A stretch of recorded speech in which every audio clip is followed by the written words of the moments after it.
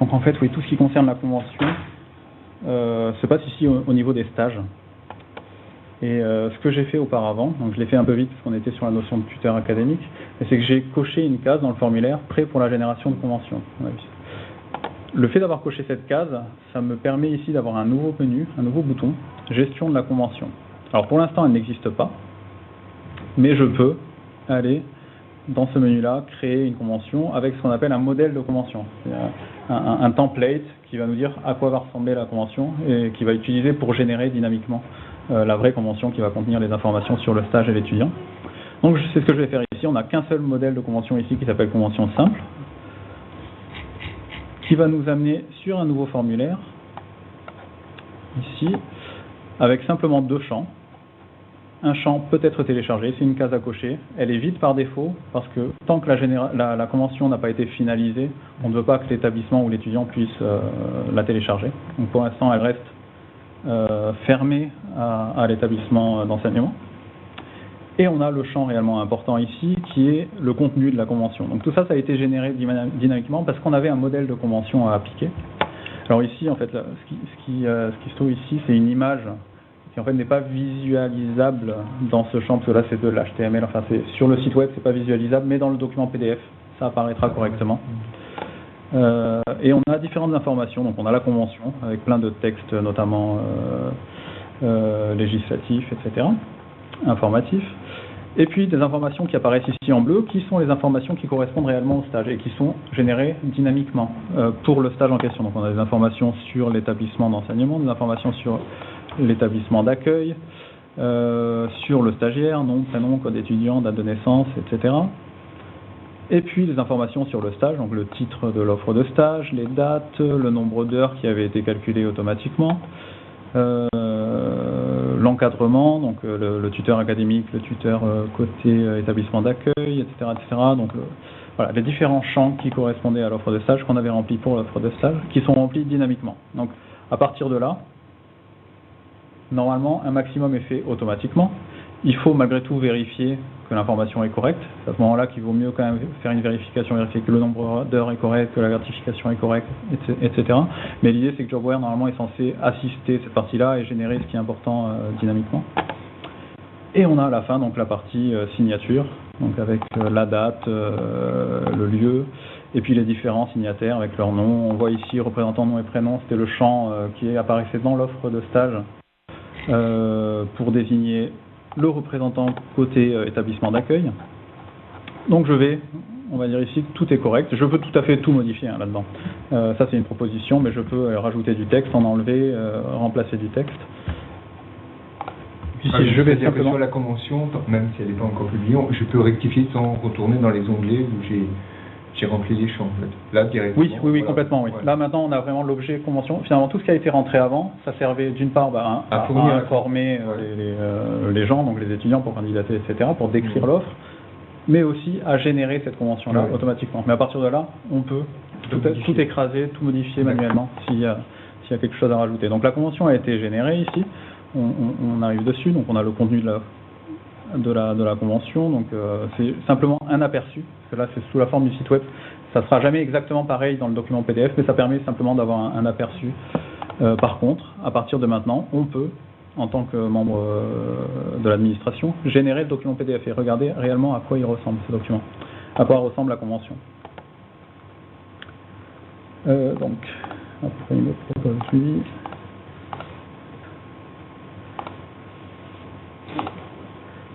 Voilà, je vais l'enregistrer et puis l'ouvrir, cette convention. Voilà la convention qui a été générée finalement. Donc avec l'en-tête, cette fois l'image qu'on ne voyait pas tout à l'heure, et puis l'information qui est exactement la même que celle qu'on a vue, le texte, et puis les informations en bleu qui avaient été générées dynamiquement, etc. Donc, hop, je reviens. Ici, je vais revenir sur le stage, en fait, puisque c'est là que puisqu'on a d'autres options. On a généré une convention, donc maintenant on a notre menu qui est un petit peu plus complet. On peut visualiser la convention, on peut de nouveau la modifier, donc revenir sur ce formulaire, et on peut créer des avenants de convention. C'est-à-dire que la convention est unique, il n'y a qu'une et une seule convention par stage. Mais ensuite, on peut ajouter un avenant de convention, par exemple, pour spécifier que le stage finalement se termine plus tôt que prévu, des choses comme ça. Et ça va fonctionner sur un principe identique, à savoir qu'on a des modèles d'avenants de convention qu'on va pouvoir utiliser pour générer des avenants de convention. Et ensuite, ça va être exactement pareil. Donc, par exemple, ici, je vais créer un nouvel avenant de convention avec le modèle avenant simple, donc le modèle par défaut, qui va m'amener sur un formulaire qui ressemble beaucoup à celui qui permettait de créer la convention. Donc on peut spécifier que l'avenant de convention maintenant peut être téléchargé, on peut lui donner un nom, que contrairement à la convention est unique pour un stage, donc il n'y en a qu'une seule, ça ne sert à rien de la nommer. Par contre pour les avenants ça peut être utile, donc ça peut être un avenant, avenant d'arrêt de stage par exemple. Et ensuite on a exactement la même chose que tout à l'heure. Donc c'est pour la convention de stage numéro 309 qu'on a un avenant, etc., etc. Et puis ici, donc c'est un document beaucoup plus simple. Et ici en rouge, et ça c'est contenu dans le modèle de l'avenant, on nous dit c'est ici qu'il faut saisir le contenu de l'avenant, ce dont il traite. Et on peut donc le créer comme on l'a fait auparavant.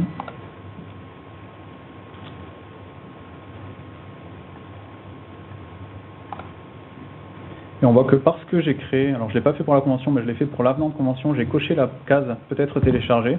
On a un nouveau bouton ici qui apparaît, en bleu foncé, qui permet cette fois de réellement télécharger la convention. Et ce bouton-là, contrairement à celui de gestion de la convention qui est à côté, il est visible par les membres d'entreprise, par les étudiants, etc. Donc à partir de maintenant, ils peuvent télécharger ce document-là.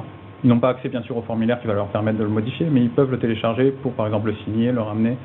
Et une fois qu'on l'a ramené, on peut déposer. On voit aussi là d'ailleurs que le cadre du stage est devenu vert. C'est parce que maintenant la convention existe. Alors c'était un raccourci visuel qui avait été demandé là, dans la dernière version de Jobware justement pour voir rapidement dans la liste des stages ceux qui avaient une convention ou non. Alors la dernière chose que je vais faire maintenant c'est...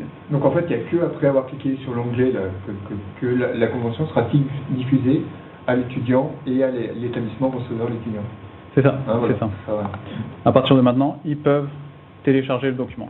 Et à partir du moment où ils peuvent le télécharger, ils peuvent le signer, ils peuvent le ramener au secrétariat pour le déposer. Et comment le secrétariat comptabilise les conventions signées? Alors je ne sais pas en interne comment il fonctionne à ce niveau-là. Ce qu'on avait il n'y a pas demandé sur Jobware en fait de mettre convention signée finalisée. Alors il y a la possibilité de déposer la convention. C'est ça qui est possible ici. Voilà, en fait on a dans le champ dans le formulaire de modification du stage, donc celui sur lequel par exemple on a fixé le tuteur académique, on a un champ ici, une case à cocher, convention déposée. Ce qui permet de finalement donner à ce stage le statut de finalisé administrativement. Voilà, la convention existe. Donc on peut cocher cette case et on peut aussi ajouter des documents. Donc par exemple si la convention est revenue, on peut la scanner et la déposer ici. D'accord. Et à partir de là, elle est dans Jobware, on peut revenir dessus, etc. Que le stage se passe, il se peut qu'un stage se passe à l'étranger. Oui. Oui. Et c'est la même convention type. Non, là il n'y a pas de convention type. Donc pas une convention d'anglais. Souvent c'est là où on peut utiliser un template autre, convention anglo-saxonne. Oui, c'est là que ça peut valoir le coup de créer d'autres modèles de convention qui vont prendre en compte ce genre de choses qui vont être traduites en anglais, par exemple. Donc ça, c'est possible avec la notion de modèle de convention ou d'avenant de convention. Donc c'est la dernière chose que je vais montrer ici. Si on est sur un champ, sur un rôle administratif, donc administration TC par exemple ici, tout en bas du sous-menu stage, on a une page modèle de convention. Je clique dessus et on voit que on a ici uniquement deux modèles qui sont d'abord le modèle de convention pour TC, que les modèles sont associés à un département en particulier, les modèles ne sont pas partagés entre départements, chaque département gère ses propres modèles, et on a un modèle d'avenant. On a deux types de modèles, modèle de convention, modèle d'avenant, différents. Donc on peut, finalement les modèles ce sont des conventions qui n'ont pas été instanciées, sur lesquelles on n'a pas généré dynamiquement l'information. Donc on peut faire la même chose qu'avec les conventions, c'est-à-dire qu'on peut visualiser un aperçu, on voit que ça ressemble énormément à la convention à proprement parler, excepté pour les informations qui justement sont censées être générées dynamiquement. Et c'est là qu'en fait la notion de template prend tout son sens. En fait on a dû définir un certain nombre de mots-clés qui, lorsqu'ils apparaissent dans un modèle, disent attention, ça c'est le nom de l'étudiant par exemple. Et ces mots-clés, donc ici on peut voir que en général c'est en anglais, alors je vais essayer de zoomer un petit peu, ça sera peut-être mieux. Voilà.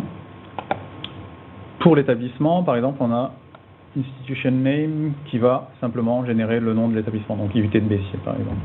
On a tout ça pour le numéro de téléphone de l'institution, on a ça pour l'étudiant notamment. Voilà, student last name, donc pour le nom de l'étudiant, first name pour le prénom, etc., etc. Date de naissance, sexe, email, téléphone, adresse, etc., etc. Donc c'est tous ces mots-clés-là qu'il faut connaître pour pouvoir créer de nouveaux modèles de convention. Alors, en fait, c'est comme si c'était le nom des champs, en fait. C'est ça, en fait. Oui, finalement, voilà. Ça revient à ça. Donc il faut savoir le nom des champs, en fait, pour pas que ça fasse un bug, quoi, que ça le reconnaisse. Exactement, oui. Donc ce que je conseille pour faciliter la vie, c'est de jamais créer un modèle de convention de zéro. C'est plutôt d'en prendre un et puis de le modifier, de faire un copier-coller, de modifier le contenu, comme ça permet de copier-coller aussi ces champs-là. Par contre, si vous voulez la liste de tous les mots-clés, de tous les codes là, qui permettent de générer une information en particulier, elle est justement dans le document qui est associé à la formation d'aujourd'hui. Donc c'est tout à la fin, dans la section propre au modèle de convention. Donc tout ce que j'ai expliqué là, c'est dans ce document. Tous les scénarios qu'on a déroulés, finalement tout ça c'est décrit dans le document. Donc, vous pouvez y retourner. Et puis la dernière page du document, c'est justement la liste de tous les mots-clés qui peuvent être insérés dans les modèles de convention ou d'avenants de convention.